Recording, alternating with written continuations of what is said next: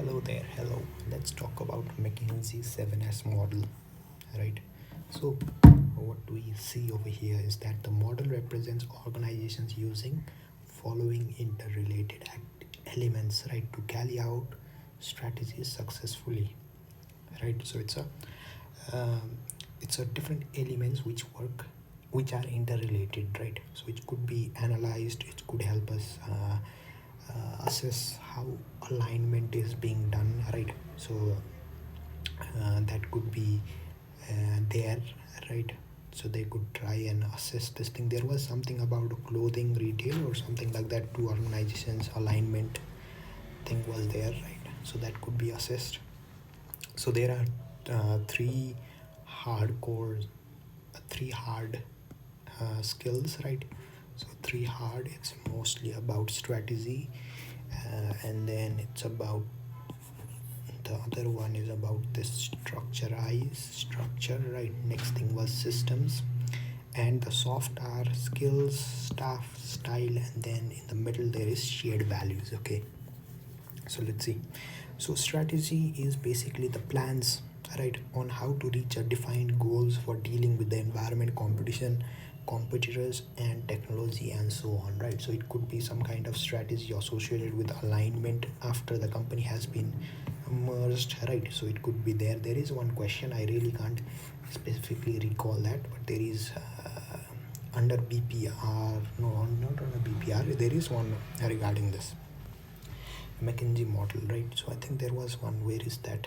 Where is that?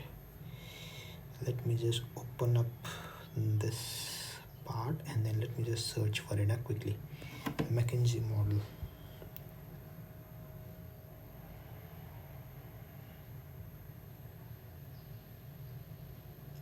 7S. I can just say 7S model.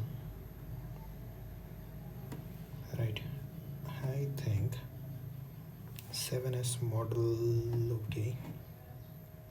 Elrig. That's it. Elrig. The company name is Clonyard and Elrig. Right. Clonyard and Elrig. That's it. Clonyard and Elrig. That's the question. Alright. I don't know why I keep forgetting it, but Clonyard and Elric, that's the question. Okay, which mentions about this thing and alignment. Okay, so strategy is basically the goals, right? And it's about how we deal with the environment, customer, and the new technology and all, right? The next thing is structure is about the organization's unit, whether it's tall, narrow, right? Whether it's wide, flat, what is it, decentralized or not, whether it's functional, centralized, mixed, what is it, right? Matrix, right? So that will be very crucial, right? What are the chains over there? And next thing is systems, right? So what are the procedures, processes, routines, how work is done, right? So basically the financial systems, the quality control systems, recruitment, promotion, performance appraisal system, right? So all these are under systems, information systems, safety procedures, right? Financial systems, all these are within systems. Okay, and for skills we can talk about what are the skill sets hold that competencies by different personnel, right? So they could have like different customer support skills based on Elrig and Clonyard, right? So I'm talking from there as well. So they could have like different customer focus, whereas the other organization may not, right? So it's a different skill set, right? And how we can see a difference between different skill set among different organizations, we can basically assess that as well. On the staff as well, what type of staff are there, right? So we can assess that as well. uh, and then we can see what kind of problems they are dealing with, right? And we can assess whether the staff is basically aligned with the strategy or not, like their type of working, right? So their mindset, belief system are actually aligned with the organizations or not, right? That is another important factor. Next thing is style. We can talk about the cultural style of the organizations, like how managers want to how like some organizational culture is basically role based culture, whereas some organization is cultural based or right? So where like, and sometimes it's a little bit monitoring kind of thing, sometimes it's not very participative, right? So some of the style is very dominating kind of thing, right? So it's imposing, right? So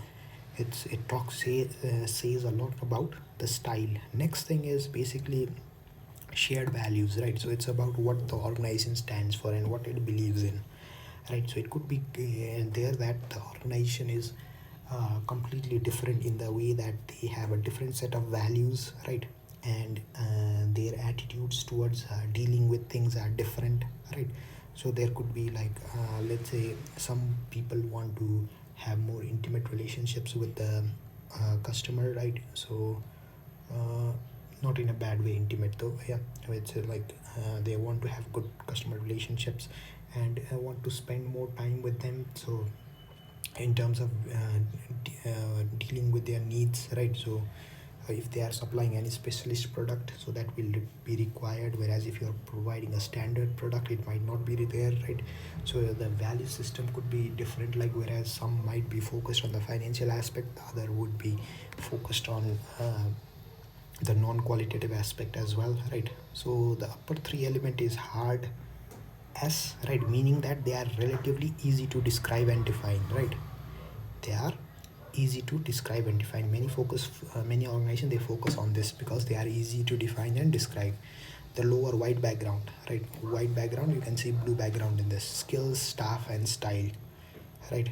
Skills, staff, and style is basically the soft ones, and they are, and then the shared values, right? So they are basically neglected, right? And they are all interdependent, so changing one will basically affect other. Okay, so if you change, like let's say the introduction of new production system, right?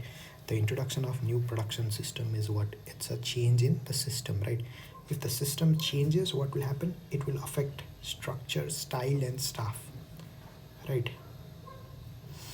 It could have an impact on the strategy if it allowed, for example, more flexible production, right? So if they change the system, what will happen? They will need a different set of skills, they will need different set of staff, right? So there might be change in strategy which might be needed, and there might be a little bit of change in style. So let's say if they implemented Kaizen costing, right? So Kaizen costing, first thing is, what do you need to do? You need to do a target costing approach, right? So based on that, you need to define a target. Basically you have to do target costing. Target costing will be based on what? Market based minus your cost, right? So market price minus your margin minus your costs, right? So based on that, you might have to do target cost reductions based on previous year's cost reduction, right? So if this year you introduce cost reductions, next year your cost will be this year's target. Okay, so similarly, if you do that for Kaizen costing, you will need different set of skills. Okay, so it has to be the staff the skill set will be very different for that, because it's mostly about performance improvement, right? Continuous improvement. So the skills also of the staff needs to be improved. The staff's belief system have to be changed, because you will need a participative approach, right? So for that, you will need to change your strategy as well, because you might need to align your strategy, which needs to be flexible as well, and then your style also changes accordingly, because you will need to create an environment which is not dominating kind of thing, where employees are not seen as a waste, but it should be treated as a source of ideas, right?